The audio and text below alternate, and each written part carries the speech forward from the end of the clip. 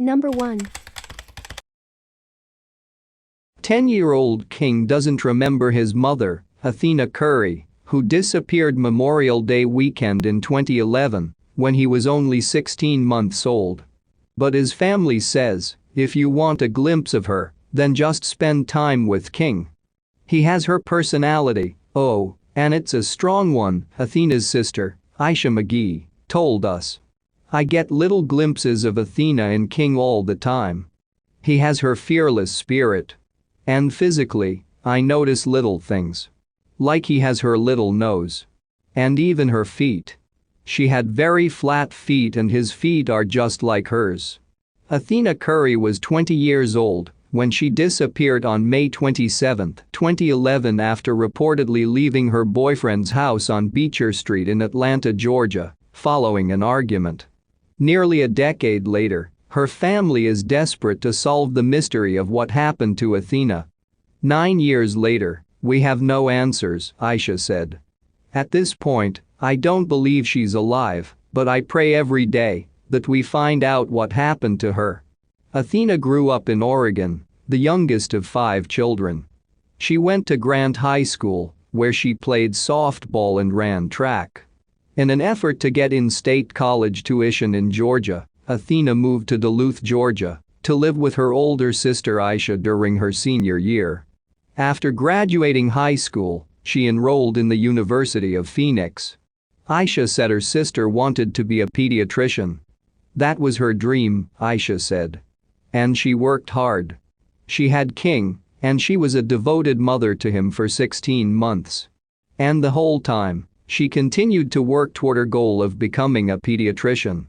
We never stopped planning for her future. But Athena never got the chance to achieve her goal. Just days before she disappeared, Athena had news to share with her sister. She was planning to move in with King's father Yusef Mujahid and they would finally be together as a family. I was a little shocked because I didn't think they were back together. I didn't even think they had been communicating, Aisha said. Just before Memorial Day weekend 2011, Athena and King traveled by public transportation the 45 minutes from Duluth to Mujahid's home in Atlanta. They were planning to spend the holiday weekend looking at rental properties, Aisha said. Aisha told us the last time she spoke to her sister was just after midnight on Friday, May 27. Athena had been at his house for a few days at that point, and I just wanted to check on her and King, Aisha said. Earlier that day, I was talking to my mom, and she told me she had a sick feeling. So I called Athena. Aisha called around midnight and said her sister sounded like she had been sleeping. Athena assured her she was okay and they hung up. It was the last time they ever spoke. When Athena and King didn't return home on Monday, Aisha tried to call again, but Athena's phone was off. Memorial Day passed and on Tuesday, Mujahid texted Aisha asking if she had heard from Athena. He claimed they had an argument and Athena stormed out of the house around 3 a.m. on Saturday, leaving behind her belongings and her son. She didn't have a car, so it appeared she had left on foot, he said. Aisha said she immediately called police and neighborhood searches were conducted in the area. But Athena was nowhere to be found. It was my worst nightmare come true, Aisha said. Something had happened to Athena. I just know it.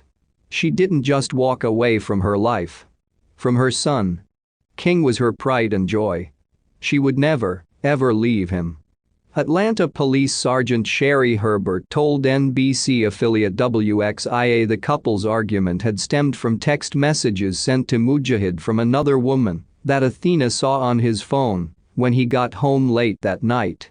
In a 2017 interview with Crime Watch Daily, Sergeant Herbert said investigators have to consider Mujahid a person of interest because he was the last one who spoke to Athena and he shared a relationship with her and has a child with her. According to WXIA, Mujahid denies having anything to do with Athena's disappearance, and family members said he helped search for her in the days and weeks following her disappearance. Honestly, anything could have happened, Mujahid told WXIA. He added that he knew he would be looked at as a suspect. "I'm her boyfriend. I was with her at the time. I can't blame them," he said. "They can think what they want to think. I'm not trying to convince you or anyone I'm innocent." Mujahid told WXIA he knew something was wrong when Athena didn't return after their fight. Athena's family believes she could have walked out on her relationship with Mujahid, but she would never have walked out on her son. "I have no doubt that she walked outside to cool off from their argument," Aisha said. "But where would she go? It was the middle of the night, nothing was open, and she didn't have a car. And she would never just walk away from her son." Now, 9 years later, Aisha said she is reminded of Athena's absence as another Memorial Day weekend comes and goes without any answers or closure. "I believe someone somewhere knows something," Aisha said. "It's hard to imagine someone carrying this secret this long and not telling anyone. I can only pray that they feel it in their heart to come forward." Aisha created a Facebook page Missing Athena Curry and a website dedicated to the case with the hope that someone will come forward with information. Athena's son King is now 10 years old.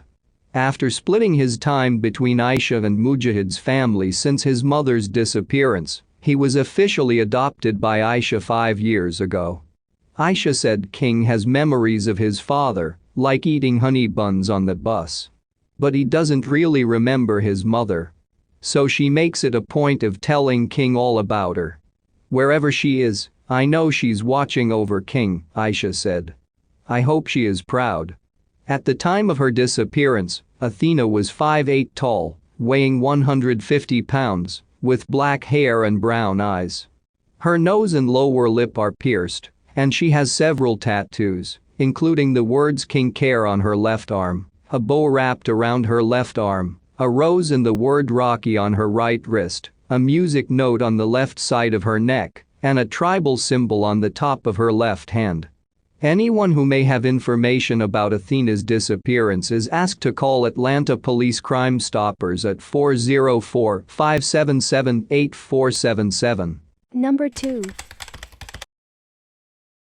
The disappearance of Bethany Decker has mystified investigators in Loudoun County for 10 years. On Monday, authorities announced a major development in the case. Prosecutors are charging Decker's former boyfriend with abduction. Deputies brought Ronald Roldan back to Virginia from North Carolina, where he has been serving time there for attacking another woman. Decker was a 21-year-old student at George Mason University who was reportedly 5 months pregnant when she disappeared on January 29, 2011, according to Loudoun County authorities. Despite extensive searches and a major investigation, she has never been found. A former boyfriend, Ronald Roldan, has now been named in a Virginia warrant as a suspect in her abduction. Roldan has been serving time for beating and shooting Vicky Iarussi in North Carolina in 2014. Deputies from Loudoun County are being sent to North Carolina to take him into custody and return him to Virginia to face an abduction charge, according to a spokesman from the Loudoun County Sheriff's Office. As we move forward with a warrant for arrest surrounding the disappearance of Bethany Ann Decker, our detectives are determined to find justice for Bethany and her family, Sheriff Mike Chapman said in a written statement. A criminal complaint from Loudoun County General District Court offers some further details into the case and the investigation that followed. Decker was last heard from on the afternoon of January 29, 2011, when she called her work to try to pick up a shift that evening, but never showed up. The complaint says a coworker recalled speaking with her, and her phone records verified the call. Roldan told police in an interview that he was unaware where Decker was going and wasn't able to provide details about what she was wearing when she left. According to the criminal complaint, Roldan left the apartment and withdrew cash from an ATM. He came back to the apartment to meet up with his ex-girlfriend and watch their 2 children, the complaint says. When the ex-girlfriend, identified as Danielle Olvera, came over to drop off the kids. She asked where Decker was, according to the complaint. Roldan said she had left. When Olvera returned hours later, Decker had not returned and could not offer an explanation as to where she was, the complaint says. In February of 2011, the complaint says Decker's Facebook page was used to contact Decker's husband and at least one of her friends. Those who got messages from the account said the person using the account could not answer basic questions about Decker's life or a recent trip to Hawaii, the complaint says. Authorities obtained records from Facebook through a search warrant that showed Roldan's IP address was used to access the account. Roldan is suspected of using Decker's account to prevent family and friends from discovering her disappearance, according to the complaint. Decker's family reported her missing on February 19, 2011. There was no activity on her cell phone or bank accounts. She had no contact with her friend or family. A search of Roldan's mother's house found a key that belonged to her vehicle, according to the complaint. Iarussi, the woman who survived the 2014 attack by Roldan that put him in prison in North Carolina, said she believes he killed Decker and disposed of her body. "He just told me that he can make people disappear," she said. "And that I better be quiet and I better not go to the police. I'm just very thankful that he's going to still be locked up and behind bars because then he can't hurt anyone else." At the time of her disappearance, investigators told WUSA 9 that Decker lived in an apartment in Ashburn, where Roldan was the last person to report seeing her on January 29, 2011. Authorities called him a person of interest as the investigation stretched out over the years. Iarussi said she is hopeful that Roldan's extradition to Virginia may spark the memory of witnesses who could have information that could give investigators the evidence they need to find Decker's body and elevate the charges against Roldan to murder. Authorities are presumably still searching for Decker. Anyone with any information on the case is encouraged to call the sheriff's office or contact Loudoun Crime Solvers at 703-777-1919 to leave an anonymous tip. Number 3. The above image was taken during an exciting time in 18-year-old Bilial's life. After a rough couple of years, Bilial finally finished his GED program and was accepted into the Madison Media Institute, a college that offers degrees focused on music, entertainment, and media. Bilial was an aspiring rapper, and he planned to pursue a degree in music. But Bilial's future was not always looking so bright. In fact, he was previously involved in many illegal endeavors which left him with criminal convictions for burglary, drug possession, and theft. Bilial was on parole during the summer of 2011, but both his friends and his family members stated that he was clean during this time and had finally turned his life around. Based on the fact that he had finished his GED and gotten accepted into college, it appeared that Bilial truly had taken on a different path. Due to this, Bilial's loved ones were shocked when he seemingly vanished into thin air on August 6, 2011. On that day, Bilial's mother last saw him at their home in Beloit. He told his family members that he was going fishing. An unidentified person in a black vehicle picked Bilial up at the home, and that was the last time he was ever seen. His mother thought it was his parole officer that picked him up, which is why she did not worry when Bilial did not return home that night. However, after days passed without any word from him, Bilial's mother reported him missing on August 12. Bilial did not have a bank account or a cell phone at the time of his disappearance. This left police with very little to work with, and it is unclear if the person who picked Bilial up has ever been identified. Bilial's family and friends maintain that he would not be out of touch for this long, and they are concerned for his safety. The Beloit Police Department is still investigating his case. If you have any information that could lead to Bilial's whereabouts, please contact 608-364-6807. Number 4.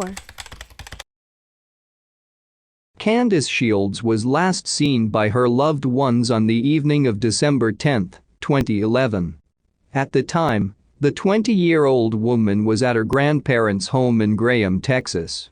The following morning, Candice's personal belongings were still at the house, but Candice herself was nowhere to be found. She was due to start a new job that day, but she never showed up. This worried Candice's family members, especially as days continued to pass without any word from her. She left behind a 1-year-old son, which was uncharacteristic of her, and she was also pregnant with her second child. Candice's family finally reported her missing on December 15, 2011. Throughout the investigation, detectives learned that Candice had been in contact with her boyfriend, Jeremy Thornburg, shortly before her disappearance. Jeremy was the father of Candice's unborn child. The two had a rocky relationship. Jeremy reportedly believed that Candice was seeing other men, and Jeremy himself was seeing another woman named Lawana Long. Lawana was reportedly jealous of Candice and threatened her in the past. Both Jeremy and Lawana became persons of interest early into the investigation, but both denied involvement in Candice's disappearance. In February 2013, over a year after Candice's disappearance, Jeremy was finally arrested and charged with Candice's murder. Just days later, Lawana was arrested and charged with murder as well. The arrests came after forensic testing matched Candice's DNA to a bloodstain found on a gun that detectives had seized from Jeremy. Additionally, cell phone records from Candice, Jeremy, and Lawana confirmed that the three had been in contact and/or in close proximity to each other around the time of Candice's disappearance. Lawana eventually pleaded guilty to the murder charges and was sentenced to 30 years in prison. As part of her plea deal, Lawana agreed to testify against Jeremy at his trial. During her testimony, she stated that Jeremy had asked Candice to meet up with him on the evening of her disappearance. The two then went to a field located between Graham and Breckenridge, where Jeremy shot Candice to death. Lawana then testified that she had helped Jeremy pour bleach over Candice's body to destroy evidence. A detective who testified stated he believed that, after Jeremy shot Candice, he then called her cell phone so he could find it on her body. After finding it, he wiped the phone clean of certain messages and then returned it to Candice's grandparents' house. A jury convicted Jeremy of murder in October 2014. He was subsequently sent to life in prison. Though there have been several searches, Candice's body has still not been found. Number 5. In 2002, a pregnant woman started her day in California just as she normally would. Nothing appeared to be out of the ordinary, but a short time later that morning she would go missing. Within a few months, her body would wash ashore of the San Francisco Bay. This is a familiar story to many in the United States, but this isn't the Laci Peterson murder. This murder took place 7 months before Laci was killed. Evelyn Hernandez was a 24-year-old immigrant from El Salvador just trying to make a life for herself and her young 5-year-old son, Alex, in San Francisco. She immigrated to the United States with her family when she was 14 years old. Evelyn was a single mom with another baby on the way. She was 9 months pregnant with her second son that she planned on naming Fernando.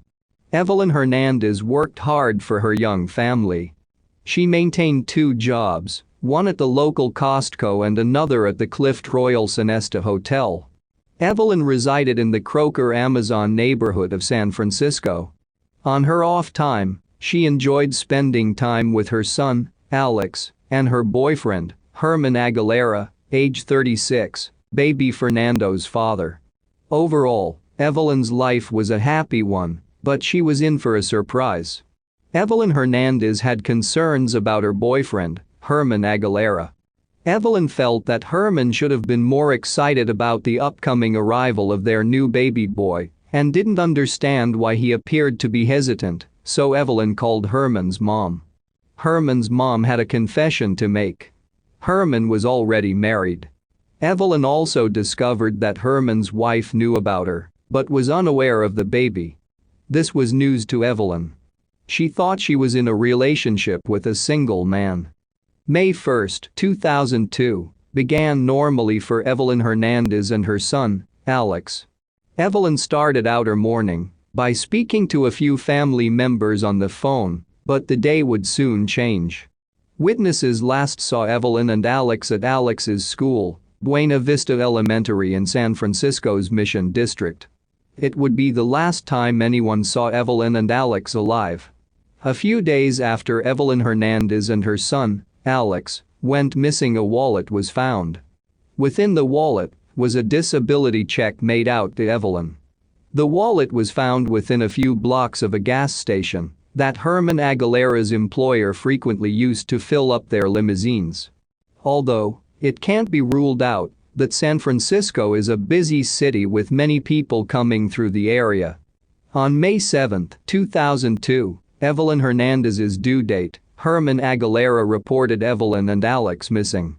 Police did not take the case seriously at first and felt that Evelyn had left town and had decided that she didn't want Herman in her baby's life.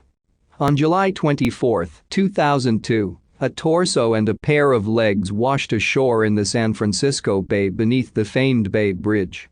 DNA tests were able to confirm that the remains were those of Evelyn Hernandez. Evelyn's son, Alex, and her unborn baby, Fernando, have never been found. Given the circumstances, Herman Aguilera became a person of interest in Evelyn Hernandez's case. However, the police had no solid evidence against Herman. Herman's employer and wife were also able to provide him with an alibi for the day that Evelyn and her son, Alex, went missing. Herman Aguilera hired an attorney in September 2002 and has since stopped talking with police. At this time, the San Francisco Police Department has not declared a suspect in Evelyn Hernandez's case. The similarities between Evelyn's and Lacey's Peterson's murders can't be denied, but police insist the two murders have no relation to each other, although it is an uncanny coincidence. Nonetheless, Evelyn Hernandez's murder remains unsolved. Her son, Alex, remains missing. Evelyn's unborn son, Fernando, was a viable baby capable of surviving outside the womb with proper care and remains missing. No one knows what happened to the two boys or if they survived. The family of Evelyn Hernandez desperately awaits answers. They want the person who killed Evelyn behind bars, and they want to know what happened to her sons. If her sons are alive, they deserve to be reunited with their family who loves them. Number 6. This month's Doe case deviates from my attempts to shed more light on BIPOC cases, so to make up for it, I will be covering two linked missing men of color next month. I feel that it's important to show the good news side of true crime as well, so we all remember that these cases do make headway. Cases do get solved.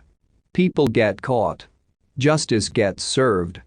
There has been a lot of movement in some big true crime cases in the past few weeks. Joseph James DeAngelo was sentenced to life in prison, and his victims were finally able to speak their minds to his face. Yasser Abdul said, who was placed on the FBI top 10 most wanted list after murdering his two teenage daughters for disrespecting their family by daring to date a non-Muslim boy, for one of the daughters, and for the other, I'm not sure. I can't understand the logic of honor killings at all.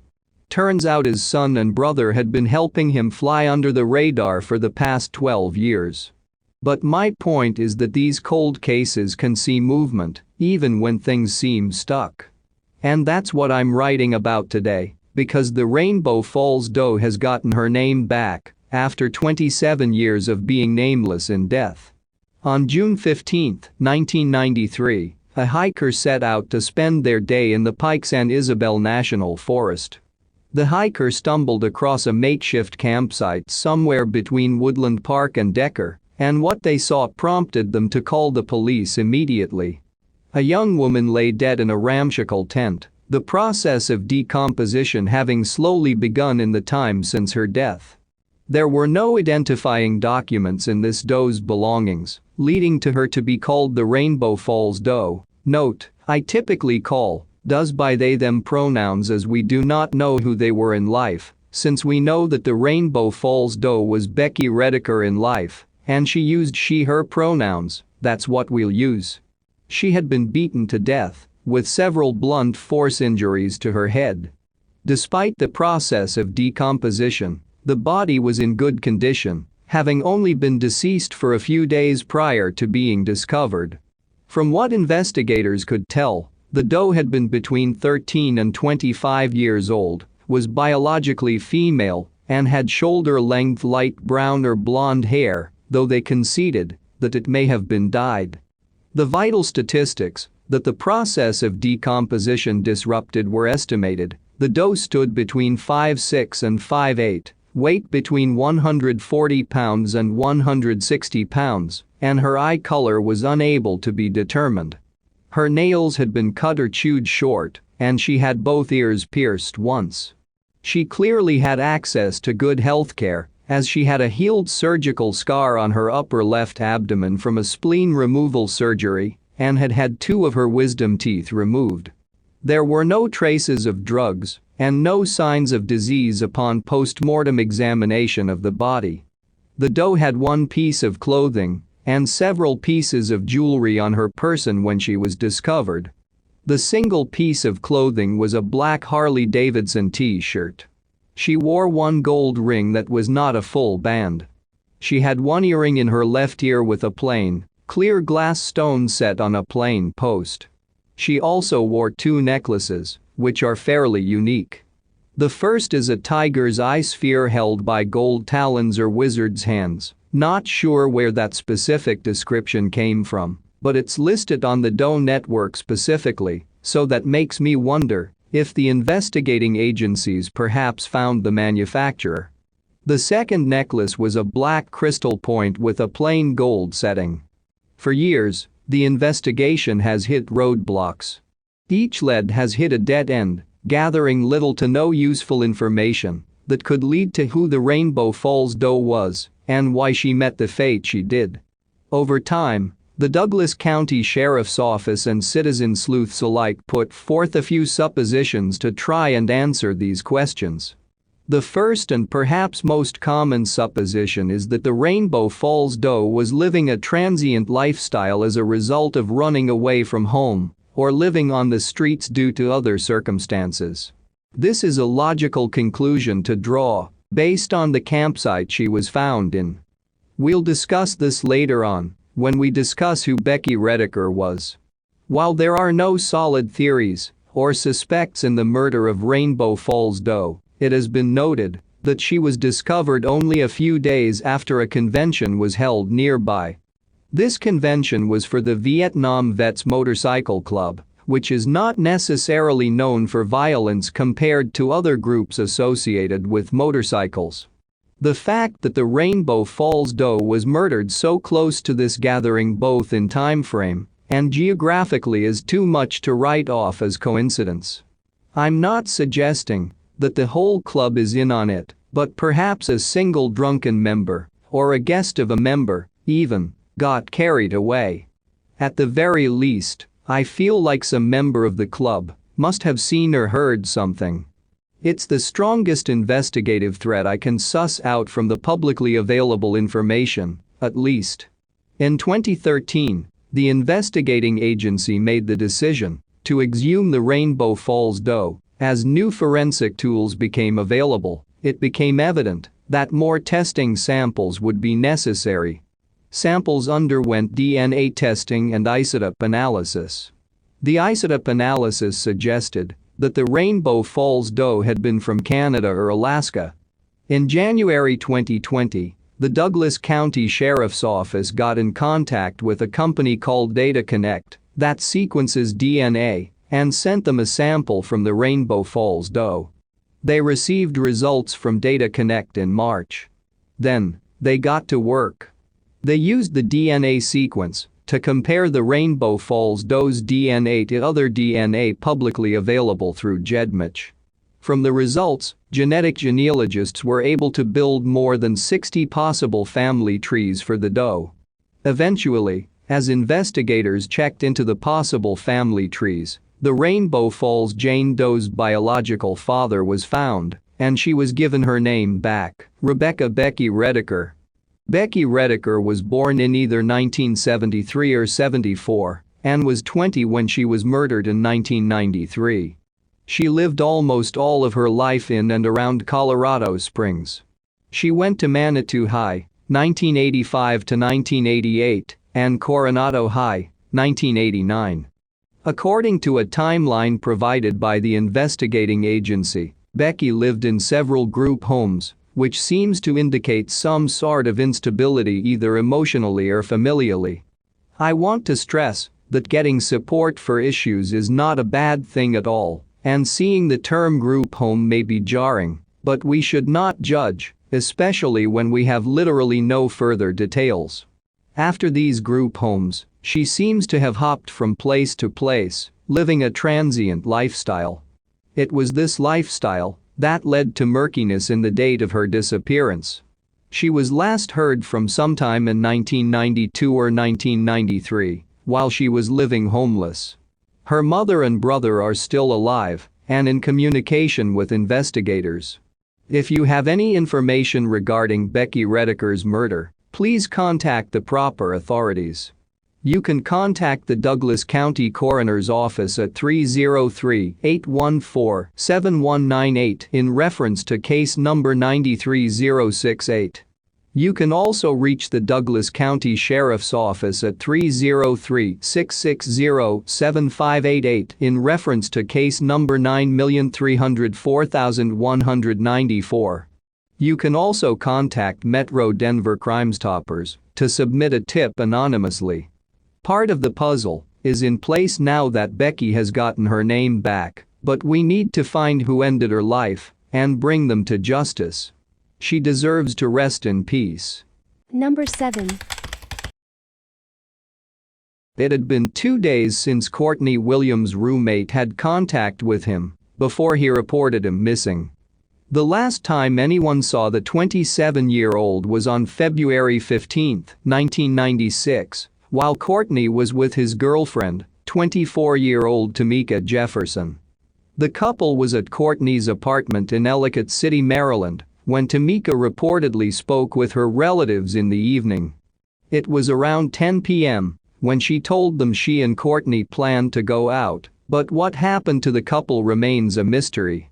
On February 19, relatives of Tomeka Jefferson reported her as a missing person. It's unclear where the couple was headed to on their night out, but they were never seen alive again.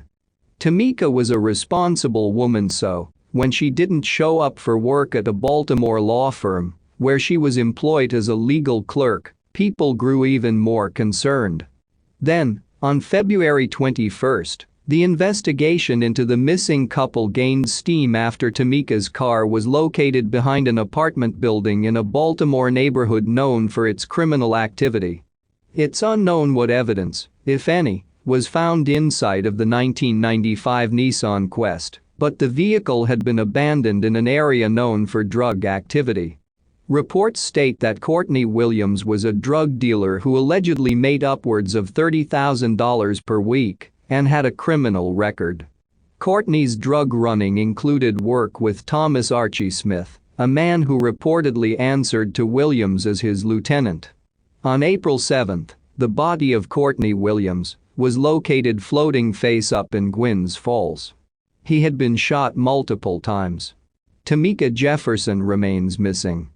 This is where the story takes a bit of a turn. A month after Courtney's remains were located, Baltimore police officer Andre Johnson was investigated after arrest documents were found inside of the dead man's vehicle. When authorities looked into the paperwork, they found that the arrest records were forged and were for Thomas Archie Smith, who they later learned was a childhood friend of the patrolman. The investigation uncovered this story. Smith reportedly told Courtney that his drugs were seized by the police during an arrest. However, that doesn't seem to be the truth, and Smith needed paperwork as proof of his story. Johnson accepted $200 from Smith to create the forged documents and later admitted that he worked as an enforcer for Smith. Johnson was charged with bribery, malfeasance, and filing a false public document. He resigned from the police department and was arrested. Later, Johnson would tell authorities that he overheard Smith and Courtney's brother, Christopher Black, discussing the murder of Williams. The former officer said that he didn't intervene or attempt to stop the crime from happening, nor did he share information with authorities when, Johnson said, he was paged as soon as Williams was killed.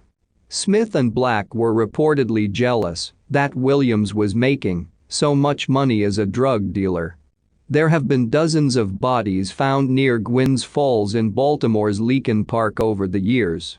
Despite Johnson's statements, no one has been arrested in connection to Courtney's murder. Tomeka Jefferson remains a missing person, and the status of her case isn't known. At the time of her disappearance, Tomeka Jefferson stood 5 feet 5 inches tall and weighed 135 pounds. She had black dark brown hair and brown eyes. Distinguishing marks or what she was last seen wearing is unknown. Some agencies report that her DNA, fingerprints, and dental records aren't on file. Tomeka's middle name is Jill.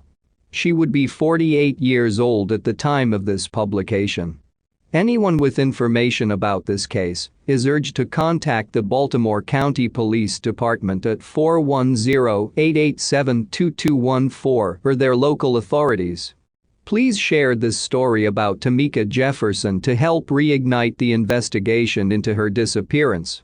She is our sister and her life matters.